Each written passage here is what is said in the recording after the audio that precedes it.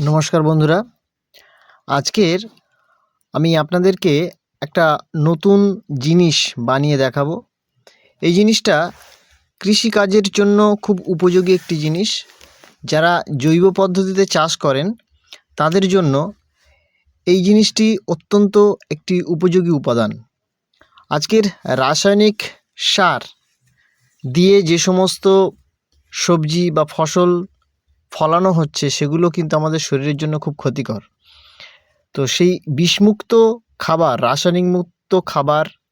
রাসায়নিক মুক্ত সবজি ফসল ফলানোর জন্য জৈব পদ্ধতিতে চাষ করতে আমাদের হবে এবং সেজন্য চাষি ভাইদের উদ্দেশ্যে এবং যারা ছাদ বাগান তৈরি করেন তাদের উদ্দেশ্যে এই ভিডিওটি।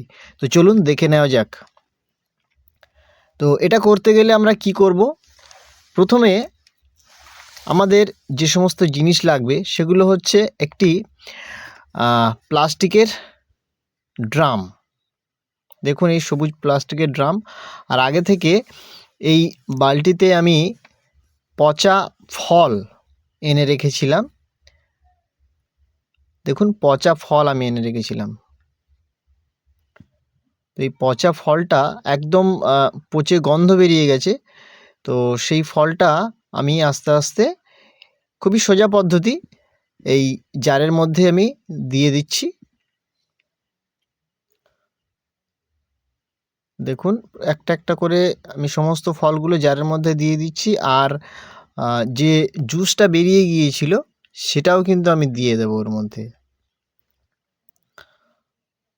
তো এই জিনিসটা গাছের একটা ভিটামিন। আমরা যেমন ভিটামিন খাই বা শরীরকে সুস্থ রাখার জন্য নানা রকম সাপ্লিমেন্ট নেই, গাছেরও কিন্তু সেগুলোর দরকার রয়েছে।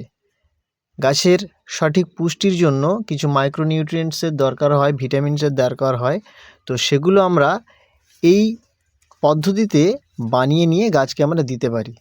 বাজার থেকে যদি এগুলো আমরা কিনতে চাই অনেকটাই দাম লাগে, সেটা কিন্তু আমরা সামান্য খরচায় বা প্রায় বিনা খরচায় এটা বানিয়ে ফেলতে পারি। তো দেখুন আমি এটা দিয়ে দিলাম জারের মধ্যে। এর মধ্যে আছে পচা আপেল, পচা লেবু, পচা কলা, পচা আঙুরও ছিল। তো যা যা ফসল বা যা ফল, মূলত ফল আপনারা পাবেন এবং ফলের খোসাও যদি পান সেগুলো পচা আপনারা দিয়ে দেবেন। দিয়ে ওই জারের মধ্যে যতটা পরিমাণ, আপনারা একটু মেপে নেবেন, যতটা পরিমাণ ফল দেবেন, পচা ফল দেবেন, ঠিক তার দ্বিগুণ পরিমাণ জল দেবেন। এখানে আমার যে ফল ছিল সেটা 1 কেজি ছিল, তাহলে আমি 2 লিটার জল দেব।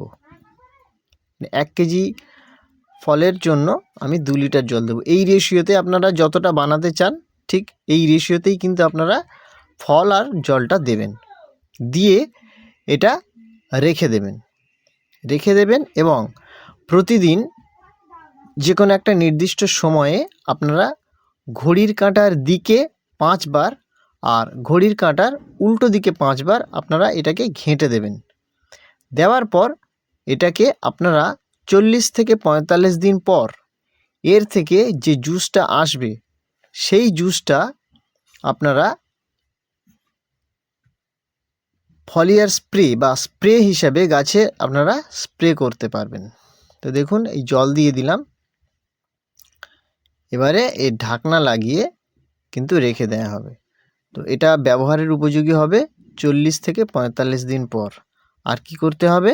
প্রতিদিন একবার করে এটাকে কিন্তু ঘড়ির কাঁটার দিকে 5 বার আর ঘড়ির কাঁটার উল্টো দিকে 5 বার ভালো করে ঘেঁটে দিতে হবে।